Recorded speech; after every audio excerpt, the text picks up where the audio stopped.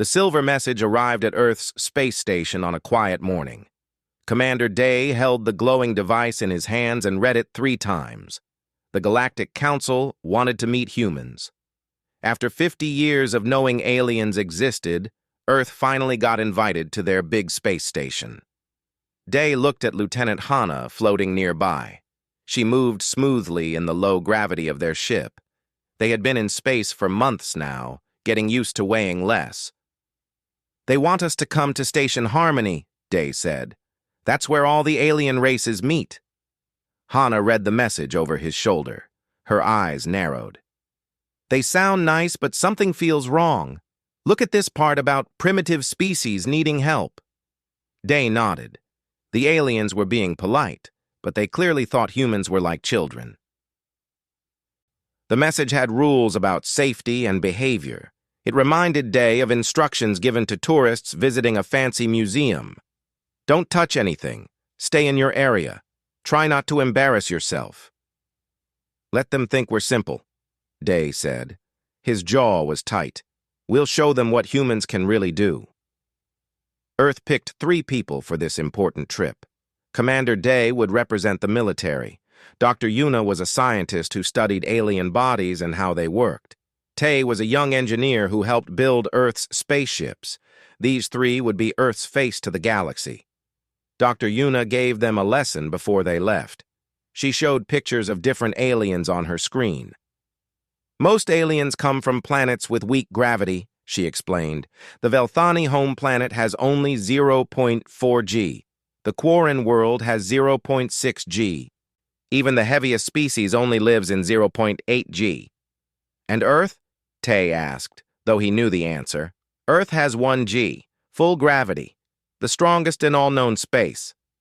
Yuna smiled a little. "We're stronger because of it. Our bones are thick, our hearts work harder, our muscles are dense. But the aliens don't understand this yet. They think gravity is just something you fix with technology." The trip to Station Harmony took 3 weeks. During that time, Day listened to alien radio chatter. Other species were talking about Earth, and they were not impressed. "Have you seen their spaceship?" one alien said with a chirping laugh. "So heavy and ugly, no style at all." "They still use explosions to launch into space," another voice buzzed. "How backward can you be?" Hana heard these conversations too. Her fists clenched. "They're making fun of us before we even arrive." "Then we'll teach them not to judge so fast," Day said quietly, but his eyes were cold. Station Harmony appeared in front of their ship like a giant flower made of metal and glass. It was beautiful. Curved arms spiraled out in every direction. Each section glowed with different colors for different types of aliens. Some needed cold air. Some needed hot. Some breathed different gases. The station had everything. Their ship was guided to a docking area marked Heavy Gravity Species. The station's computer voice said this area had 0.6 G, which was the maximum safe level for station operations. Day, Yuna, and Tay prepared to leave their ship. They wore formal uniforms with Earth's symbol on them. No weapons were allowed, which made Day feel naked. They only carried computer tablets, scientific equipment, and Tay's engineering scanner. "Remember," Day said as the door opened, "we're here to watch, learn, and prove we belong. Be professional, be polite, stay calm." The airlock door slid open with a hiss.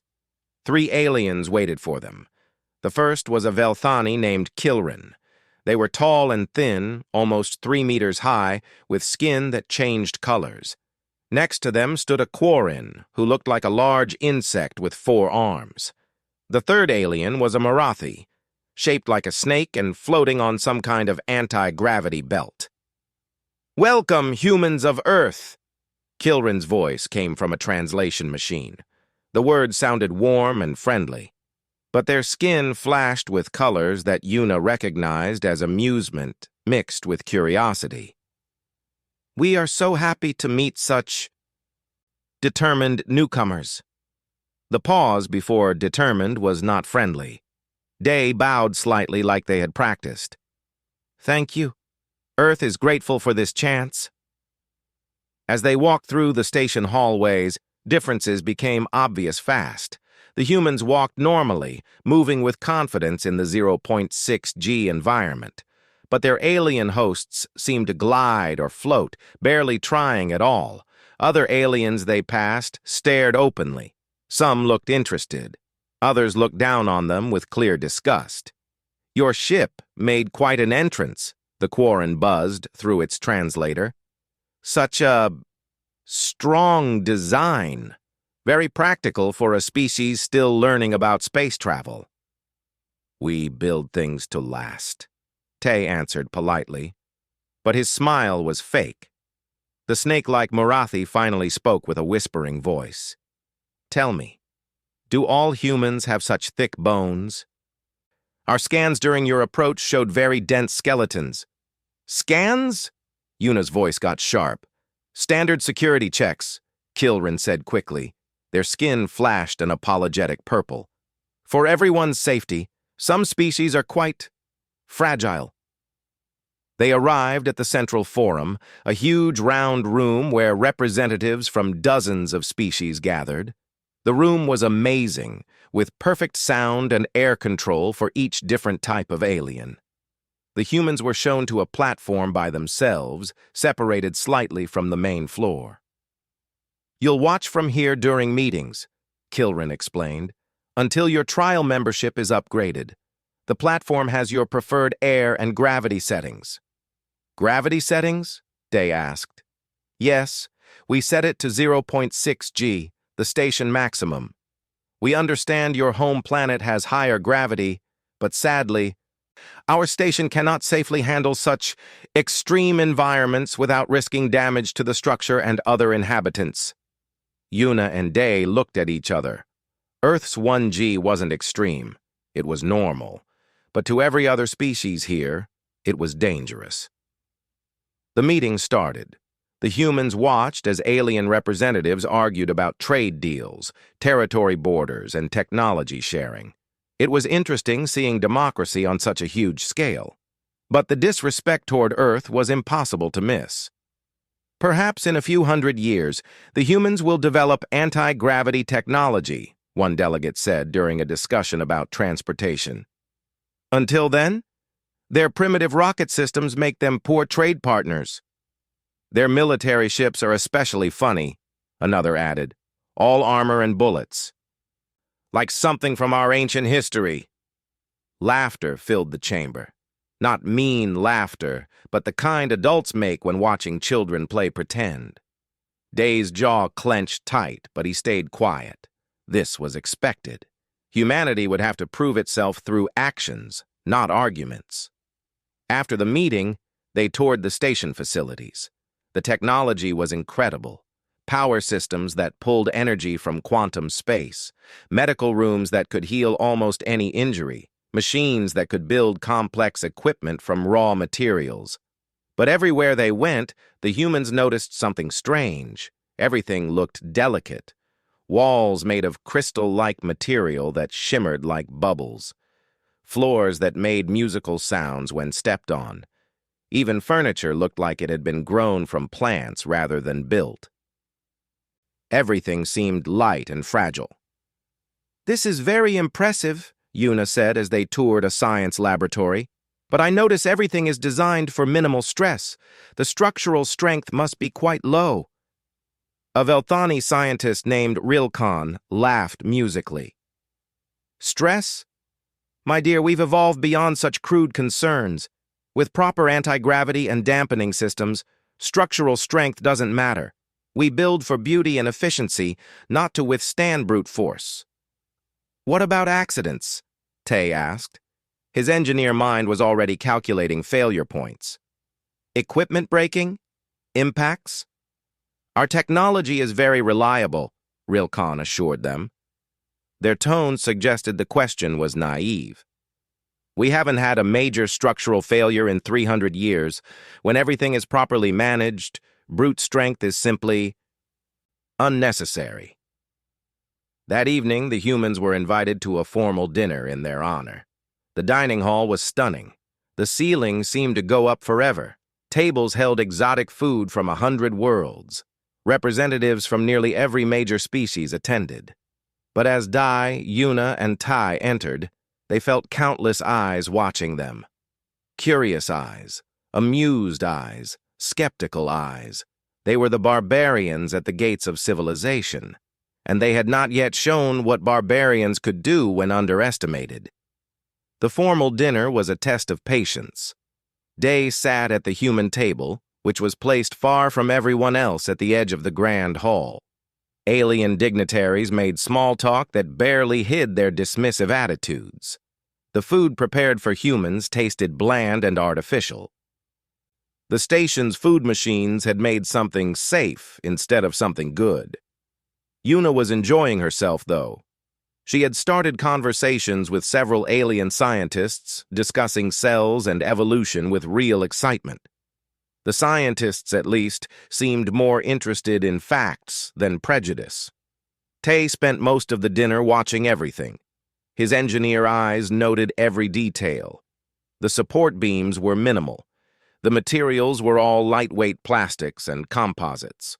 The safety systems relied entirely on powered technology. It was brilliant engineering for a low-gravity controlled environment. But there were no backup systems, no fail-safes if power was lost. Halfway through the meal, the evening's host stood up to make announcements. This was Corvin, an important Velthani elder. Their skin glowed prestigious gold. Their voice carried easily through the hall. Distinguished representatives, we gather tonight not just to eat, but to celebrate the diversity of our great community, Corvin began, and to welcome our newest observers from the world they call Earth. Polite clapping rippled through the hall. They noticed many species barely made the effort. The humans have asked to address the assembly, Corvin continued. Their skin flickered with barely hidden amusement. To share insights about their world and culture. We are always eager to learn from developing civilizations. Day had not asked to speak.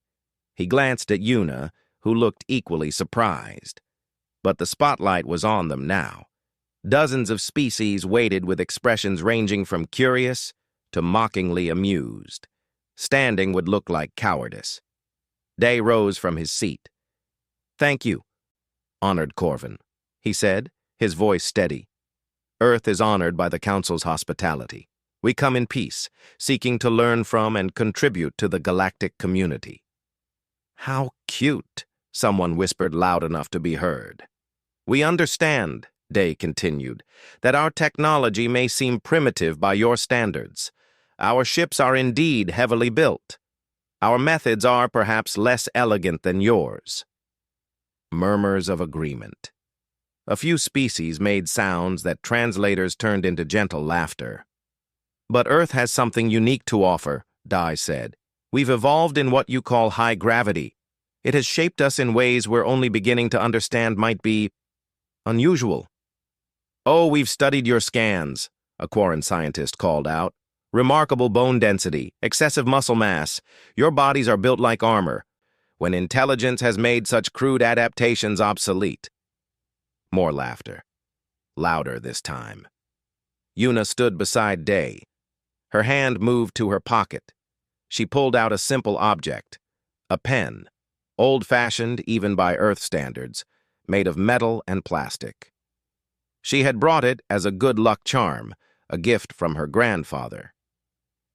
May I demonstrate something? She asked calmly. Corvin's skin rippled with curious green.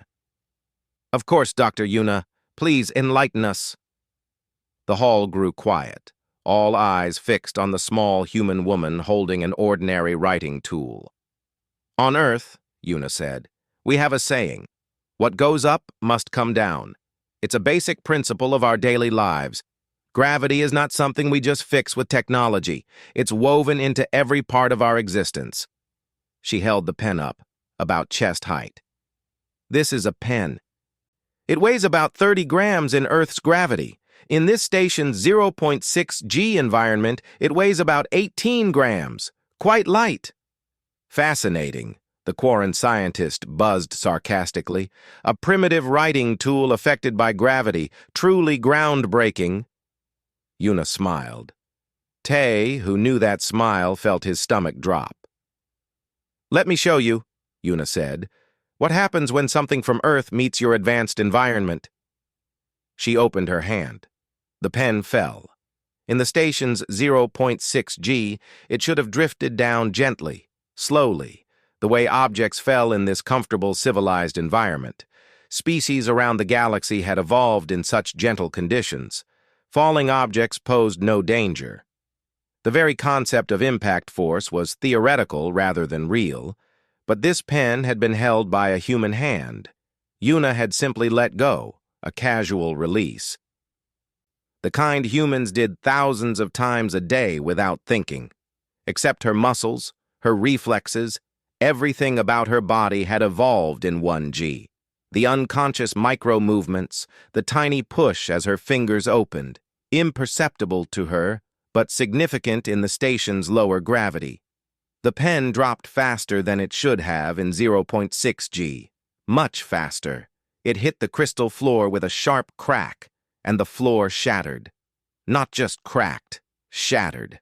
A spiderweb of fractures exploded outward from the impact point, racing across the beautiful musical floor tiles. The sound was catastrophic, a cascading series of snaps and pops as the delicate polymer structure failed. Fragments scattered. Some pieces broke into smaller shards that tinkled like broken bells. The pen itself embedded slightly into the substrate beneath. A small metal cylinder that had just demonstrated what Earth's gravity could do to materials designed for a gentler universe. The hall fell completely silent. Every being present stared at the destruction. A crater of broken crystal flooring nearly 2 meters across, all from a 30-gram pen dropped from chest height. Yuna looked at the damage, then at the assembled aliens. Her expression was calm, but her eyes were sharp. "On Earth," she said quietly, "we call this normal."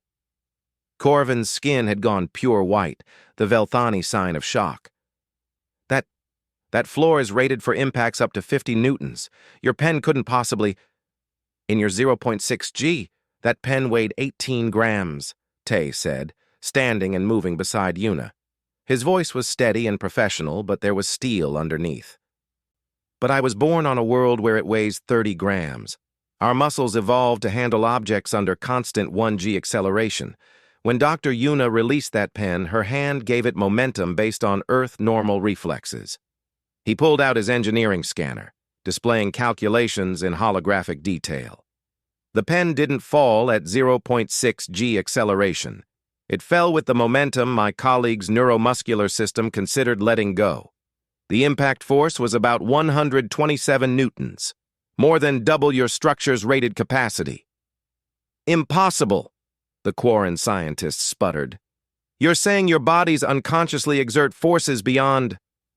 "Every action we take," Day said, his voice cutting through the murmurs like a blade, "is calibrated for 1G. Every movement, every gesture, every unconscious reflex. We're not trying to be strong. This is normal for us." He walked to the edge of the shattered floor. His footsteps made the damaged crystal tiles creak ominously. Several nearby aliens instinctively moved back. "You've built a beautiful civilization," Day continued. "Elegant, efficient, perfect for species that evolved in gentle conditions." He gestured at the destruction. "But you've forgotten that the universe isn't always gentle. You've lost something that Earth never could. The ability to operate in environments that don't care about elegance." The host tried to respond, but their voice failed. Their skin flickered through a dozen colors. Shock, embarrassment, fear, recalculation. Yuna knelt and picked up her pen from the wreckage. It was undamaged, of course. Made on Earth, built to withstand Earth-normal use. "We didn't come here to mock your technology," she said softly. "We came to show you what partnership with Earth means. You have elegance and advancement. We have resilience and adaptability. Together, We could build something that's both beautiful and unbreakable." The silence stretched. Then from the back of the hall, slow clapping began. A crystal being, a Letharian, one of the oldest species in the council, shimmered with light. "Remarkable," the Letharian's translated voice resonated. 300 years we've built in safety and comfort, and we'd forgotten what strength truly means. Perhaps these humans have more to teach us than we assumed." The applause spread, though it was mixed with uncertain murmurs and more than a few expressions of alarm. The humans had made their point. They just were not sure yet if it had been the right one. The aftermath of the pen incident spread through Station Harmony like wildfire. Within hours, every delegation had received reports. Some were factual, others were wildly exaggerated. The humans from the heavy gravity world had destroyed part of the station floor with a writing tool. Some versions claimed it was intentional sabotage. Others suggested the humans were dangerous, unpredictable beings barely in control of their own strength. Dai stood in the human quarters, watching through the transparent wall as repair crews worked on the shattered floor. The Velthani station administrators had closed off the entire dining hall. Several structural engineers were checking nearby sections for damage. "We've been summoned," Hana's voice came through his communicator from their ship. "Emergency council session in 3 hours. They're debating whether to revoke your access." "Of course they are," Day muttered. He had expected this. Yuna entered the room, looking troubled. "I've been contacted by 17 different research institutions. They all want to study us. Our bone density, muscle structure, how our nerves adapted to high gravity. Some offers are respectful, others treat us like zoo animals." "Any threats?" Tay asked from where he sat, still running calculations on his datapad. 3 species have formally requested we be confined to our ship for station safety. The Quarren delegation filed a complaint saying we're too dangerous for close diplomatic functions." Yuna sank into a chair, then immediately stood back up as it creaked alarmingly under her weight. "Even their furniture wasn't built for us." Day turned from the window. "Then we attend the council session and make our case. We're not backing down. We're not apologizing for physics." The emergency session was held in a smaller, more heavily reinforced room deep within Station Harmony. Unlike the Grand Central Forum, this room had been built for difficult negotiations, disputes that might become heated. The walls were thicker, the materials were denser, significantly more security systems were visible. When the human delegation entered, they noticed immediately that they were the only ones not sitting behind protective barriers. Transparent shields, energy fields, or physical distance separated them from every other delegation present. Corvin presided again, though their golden skin had dulled to a cautious bronze. "We meet to address the incident involving the Earth delegation. Dr. Yuna, Commander Day, Engineer Tay. The Council requires explanation and assurance." "Assurance of what?" Day asked directly. "We dropped a pen. We didn't attack anyone. We didn't violate any protocol. We didn't act with aggression. We demonstrated a physical reality of our existence. A reality that damaged our station," a Marathi representative hissed. "Your casual actions caused destruction. How can we trust you won't cause more?" Tay stood. His datapad projected technical diagrams. "With respect, honored representatives, the damage occurred because Station Harmony's infrastructure wasn't designed with high-gravity species in mind. The floor materials have a failure threshold of 50 newtons. Most objects handled by most species never approach that force. But for humans, that threshold is reached constantly in routine activities." He brought up a simulation. "If I were to set down this data pad with normal Earth human force, it would generate about 75 newtons. If Commander Day were to lean against that wall, his mass and unconscious muscle tension would exert over 200 newtons. We're not trying to cause damage. We literally cannot exist in this environment without exceeding your structural tolerances." The implications rippled through the chamber. Are you saying, a Velthani engineer asked slowly, that your mere presence is incompatible with our infrastructure? Not incompatible, Yuna said, but requiring adaptation on both sides. Your civilization has optimized for species from low-gravity worlds. That's logical. You represent 94% of known intelligent species, but it means your environments aren't suitable for the remaining 6% without modification.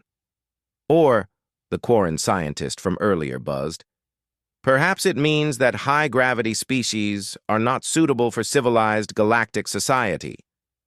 The words hung in the air like a thrown weapon. Day felt anger flash through him, but he kept his voice level. That's an interesting perspective. Tell me, how many high-gravity worlds has the Council explored? Silence. How many high-gravity species have you made contact with? More silence. The answer, Day continued, is none. Because your technology is optimized for low-gravity environments. Your ships can't survive the atmospheric pressures of heavy-gravity worlds. Your structures can't withstand the forces. You've built an entire civilization around your common limitations, and now you encounter a species that doesn't share them, and your first response is to call us unsuitable? The Litharian, who had clapped earlier, shimmered again. The human makes a valid point. We have standardized ourselves, perhaps to our detriment.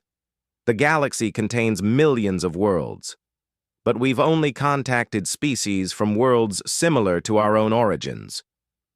What are you suggesting? Corvin asked, their skin cycling through uncertain colors.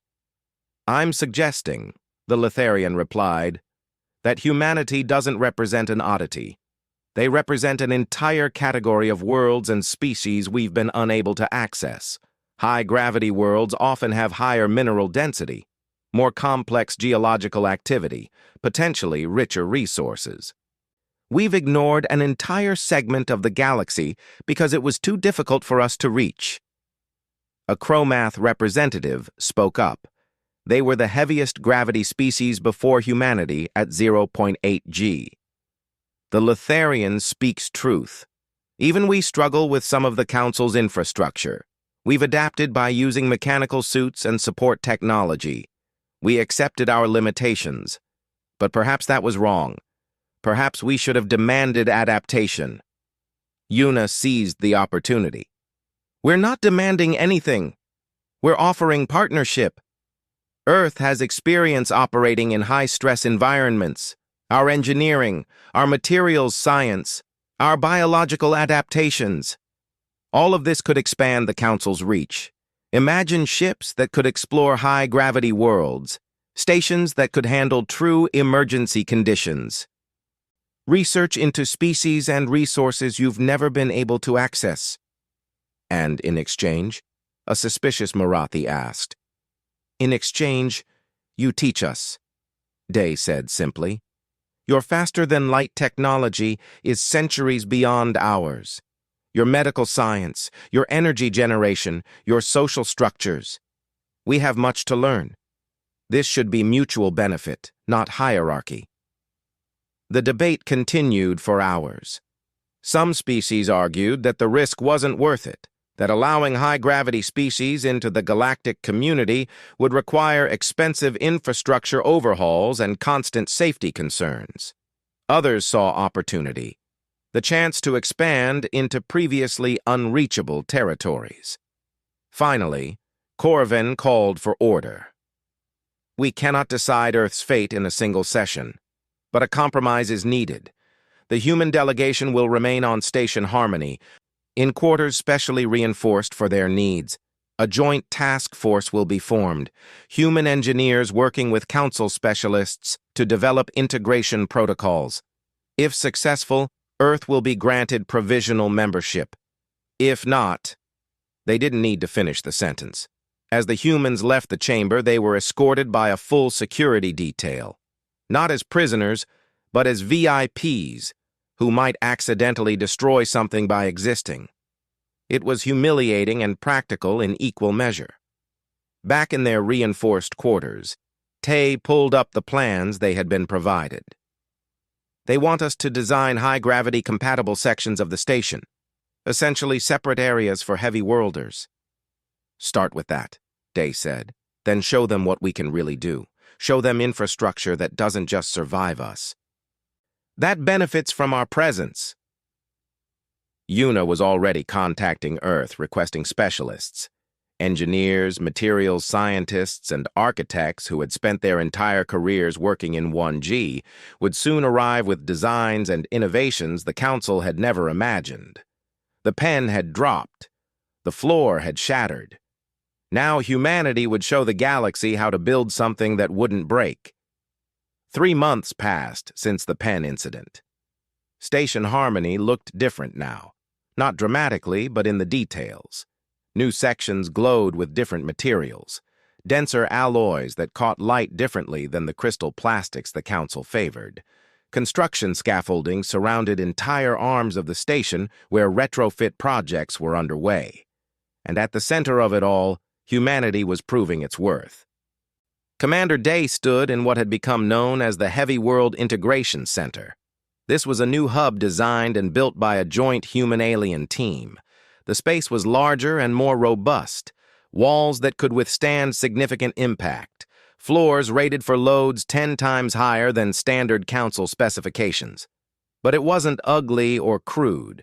Human architects had learned from the Council's sense of beauty, creating something both strong and elegant. "Final stress test in 30 seconds, Tay announced from the control station. Around the chamber, representatives from a dozen species watched through protective barriers. Though these barriers were more ceremonial now, a precaution rather than a necessity. The test involved dropping a series of objects from different heights, everything from human tools to alien equipment, onto different flooring materials, human-designed composite alloys, reinforced crystal matrices, hybrid structures that combine the best of Earth engineering with Council materials science. The impacts rang through the chamber like hammers on anvils, objects hit with forces that would have shattered the old flooring, but the new materials held. Some showed minor stress marks, but nothing fractured. Nothing failed catastrophically. All samples within acceptable tolerances, a Velthani engineer reported. Their skin cycled through impressed purples and blues. The hybrid composite shows the highest durability while maintaining 73% of the crystal's acoustic and visual properties. Real Khan, the scientist who had dismissed human concerns months ago, approached Day with a gesture that meant respectful acknowledgement. "I owe you an apology, Commander. When you arrived, I thought strength was obsolete. I was wrong. Your people have taught us that resilience and elegance are not opposing forces." Day nodded graciously. "And your people have taught us that efficiency doesn't require sacrifice of beauty." Both lessons were needed. The real breakthroughs had come when human and alien engineers stopped competing and started working together. Earth's materials science, developed under harsh gravitational pressure, combined with the Council's molecular manipulation technology. This produced innovations neither could have achieved alone. Structures that were both strong and efficient, ships that could survive high-gravity atmospheres while keeping the Council's elegant, faster-than-light capabilities. Yuna had her own successes in the biological research wing. Her comparative studies of human bodies versus low-gravity species had revolutionized the Council's understanding of adaptive evolution. Medical teams were now developing treatments for low-gravity species that used principles from human exercise science, ways to strengthen bones and muscles that had evolved in gentle conditions. "We've had our first volunteer," Yuna announced one evening, excitement bright in her eyes. "A Velthani named Kilren. They want to undergo high-gravity adaptation therapy. If it works, they could eventually handle 0.8 G without technological assistance." "That's ambitious," Day said. "That's inspired," Yuna corrected. 3 months ago, they laughed at us. Now they want to become more like us, not to replace what they are, but to expand their capabilities. The most significant development came from an unexpected source. The Chromath, the heaviest gravity species before humanity, approached Day with a proposal. Their homeworld, while at 0.8 G, had regions with stronger gravitational anomalies, areas they had never been able to explore despite centuries of trying. With human assistance and technology, they could finally survey their own planet completely. "This is greater than diplomacy," the Chromath ambassador said. Their massive form somehow conveyed humble gratitude. "You're giving us our world back." But not everyone was pleased with humanity's integration. A coalition of conservative species called themselves the Preservation Union. They argued that the changes were too rapid, too expensive, and too accommodating to a single new species.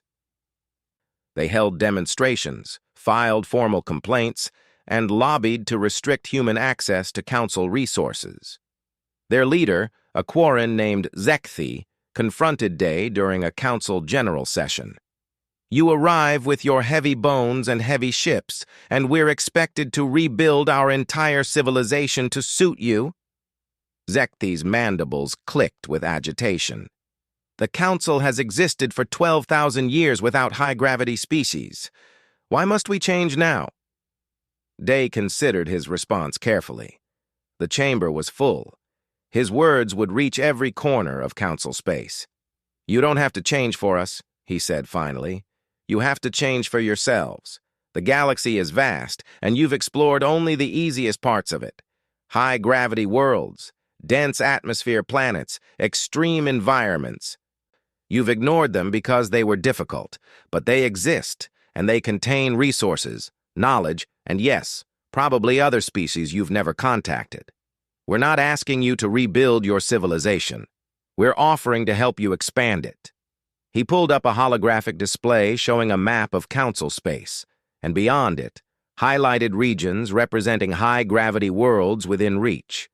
Hundreds of them, thousands, each one a potential treasure trove of discovery. "With your technology and our adaptations," Day continued, "we can go places neither of us could reach alone. That's not conquest or dominance. That's what partnership means." The Letharian, who had become humanity's most consistent supporter, shimmered in agreement. "The preservationists fear change, which is understandable. But stagnation is death. Humanity offers us growth, challenge, and expanded horizons. I support full council membership for Earth." The vote wasn't unanimous. It never was in a body of dozens of species. But it was sufficient. Earth was granted full membership in the Galactic Council, with all the rights, responsibilities, and opportunities that entailed. That evening, the human delegation gathered in their quarters one last time before departing for Earth. They would be back, of course. Humanity now had a permanent presence on Station Harmony. Dozens of joint projects were underway. But this moment, this achievement, deserved recognition. "We did it," Tay said simply, raising a glass of actual Earth alcohol. Not synthesized, but brought from home and carefully saved. "We did," Yuna agreed. "Though I suspect the hard part is just beginning.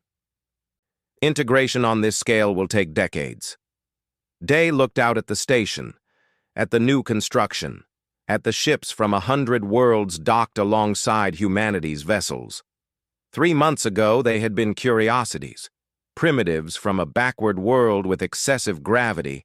Now they were partners, equals, bringing unique strengths to a civilization that hadn't known it needed them. "They laughed when we arrived," he said quietly. "Laughed at our heavy ships, our dense bones, our crude approach to existence. Until you dropped a pen," Hana's voice came through the comm from their ship, amusement clear in her tone.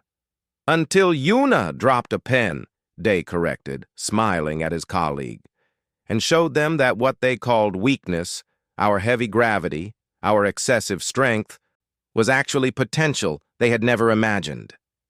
Yuna held up the pen, the same one that had started everything. It was scratched now, marked by its history, but still working, still solid. "Sometimes," she said, "the most profound truths are the simplest ones. What goes up must come down. And if you build something that can't handle a falling pen, maybe you haven't built it strong enough." She turned to her companions, to the humans who had changed the galaxy with patience, persistence, and one small demonstration of physical law. To Earth, she toasted. Heavy, difficult, uncomfortable Earth. May we never forget where we came from. To Earth, they responded, and to the future we're building, one that's strong enough for everyone. 6 months after the pen incident, Station Harmony had transformed. The changes were everywhere now. Entire sections rebuilt with hybrid materials. Engineering teams from Earth working side by side with alien specialists. Training programs where low-gravity species learn to work in heavier environments. Research labs studying how biology adapts to different gravitational forces. Commander Day walked through the new Heavy World Commerce District. This was a bustling area where species from different gravity backgrounds could meet and trade. The floors were reinforced, the structures were robust, but the design was beautiful, incorporating flowing lines and luminescent panels that made the space feel open and welcoming despite its strength. Human merchants had set up shops selling Earth goods, dense metals that were common on Earth but rare in council space, specialized tools built to withstand high stress, even food from Earth, which had become surprisingly popular among adventurous aliens who wanted to try cuisine from the heavy world. "Commander Day!" a familiar voice called out. Rilkan, the Velthani scientist, approached with their skin glowing friendly green. "I wanted to show you something." They led Day to a research lab where a group of young aliens from various species were working together. Velthani, Quarren, Marathi, and even a few Chromath. But what caught Day's attention was what they were doing. Physical exercises, lifting weights, cardiovascular training, all designed to strengthen their bodies. "This is the High Gravity Adaptation Program," Rilkan explained proudly. "We have 200 volunteers from 15 species. They're training their bodies to function in higher gravity environments. Some have progressed to tolerating 0.8 G for short periods." Day watched a young Velthani struggling to lift a weight that would have been trivial for a human. But the determination on their face was unmistakable. "Why are they doing this?" "Because you showed us something we had forgotten," Rilkan said. "That physical strength has value. That adaptation is possible. That we don't have to be limited by our evolutionary origins." They gestured to the trainees. "These young people want to explore high-gravity worlds, to work on human ships, to be part of something bigger than what we've known." Elsewhere in the station, Yuna was giving a lecture to a packed auditorium. Her audience included medical professionals from dozens of species, all eager to learn about human physiology and how it related to their own. "The key principle," Yuna explained, gesturing to a holographic display of a human skeleton, "is that stress creates strength. On Earth, our bones are constantly under pressure from our own body weight in 1G. This pressure triggers biological responses that make bones denser and stronger. Without that constant stress, bones become brittle." A Quarren doctor raised a manipulator arm. "But our species evolved without that stress. Are you suggesting we're inherently weaker?" "Not weaker," Yuna corrected gently. "Adapted to different conditions. Your bodies are perfectly suited for your environment. But understanding how high-gravity adaptation works can help treat bone density issues in your own population. Several of your elderly suffer from skeletal degradation. Applying stress therapy based on human exercise principles has shown promising results." The doctor's antennae twitched with interest. "You're saying human methods could help our people live longer, healthier lives?" "That's exactly what I'm saying. Biology is adaptable. We just need to understand the principles." Tay had his own triumphs. He stood in a shipyard where human and alien engineers were building a new type of vessel. The design was revolutionary. It combined Council anti-gravity technology with human structural engineering. The result was a ship that could land on high-gravity worlds while maintaining the elegant efficiency of Council design. The hull uses a hybrid composite, Tay explained to a group of visiting dignitaries. Outer layers of lightweight Council polymers for space efficiency. Inner framework of Earth alloys for structural integrity. This ship can withstand atmospheric pressures up to 1.5 G and still achieve faster-than-light speeds. A Marathi engineer studied the design with obvious admiration. This opens up entire categories of worlds we couldn't reach before. The economic implications alone are staggering. And the diplomatic ones, Tay added. There could be entire civilizations on high-gravity worlds we've never met. This ship is the key to finding them. Back on Earth, news of humanity's success had spread. The planet celebrated. Children learned about Commander Day, Dr. Yuna, and Engineer Tay in schools. They were heroes who had proven that Earth's heavy gravity, once seen as a limitation, was actually humanity's greatest gift to the galaxy. But it wasn't all smooth. The Preservation Union still opposed human integration.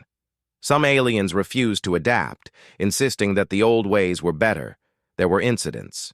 A human accidentally damaged equipment. An alien accused humans of being deliberately careless. Tensions flared occasionally. Day addressed one such incident during a council mediation session. A human technician named Quan had been working on a repair project when he set down his toolkit. The impact had damaged a sensitive instrument.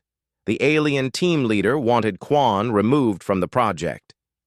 "I understand your frustration," Day said to the team leader, a Velthani named Torvin. But Quan didn't act with malice. He set down his tools the way any human would. The problem isn't Quan. The problem is that we're still learning to work together in shared spaces. "Then perhaps humans shouldn't work in our spaces," Torvin replied, their skin flashing irritated red. "Or perhaps," Day countered, "we need better communication and training. Quan should have been briefed on handling equipment in low-gravity rated areas. Your team should have been trained on human physical characteristics. Both sides made assumptions. Both sides can learn." The mediation resulted in new protocols. Mixed teams would receive cross-cultural training. Work areas would be clearly marked with their structural ratings. Humans would use damping gloves when handling delicate alien equipment. Aliens would use enhanced protective gear when working in human-rated areas. It wasn't perfect, but it was progress. The Letharian elder, who had become a close friend to the human delegation, invited Day to a private meeting one evening. They met in a meditation chamber designed for crystalline beings with harmonic resonators that made the air hum softly. "You've changed us," the Letharian said. Their crystalline structure refracted light in peaceful patterns. "In 6 months, you've challenged assumptions we've held for thousands of years." "We didn't mean to disrupt everything," Day replied. "Disruption was necessary. We had become stagnant, comfortable. Your arrival reminded us that the universe is vast and full of possibilities we'd stopped exploring." The Letharian paused. "But I must ask, do your people truly want partnership, or do you seek dominance?" Day met the Letharian's multifaceted gaze. "We want what any species wants: respect, opportunity, the chance to contribute and be valued. We're not interested in dominating anyone. We've seen what that leads to on our own planet: wars, suffering. We want something better." "Then you shall have it. But know that with partnership comes responsibility. The galaxy will look to Earth now. How you behave, how you treat others, will set precedents for generations. We understand, and we'll do our best to be worthy of that trust." 1 year after first arriving at Station Harmony, the human delegation returned to Earth for a ceremony. They had been selected to receive the highest civilian honor their planet could give: the Global Unity Medal, for bringing Earth into the galactic community with dignity and strength. Day, Yuna, and Tai stood on a stage before thousands of people. Behind them, holographic displays showed Station Harmony, the new ships being built, the alien friends they had made, the future they had secured.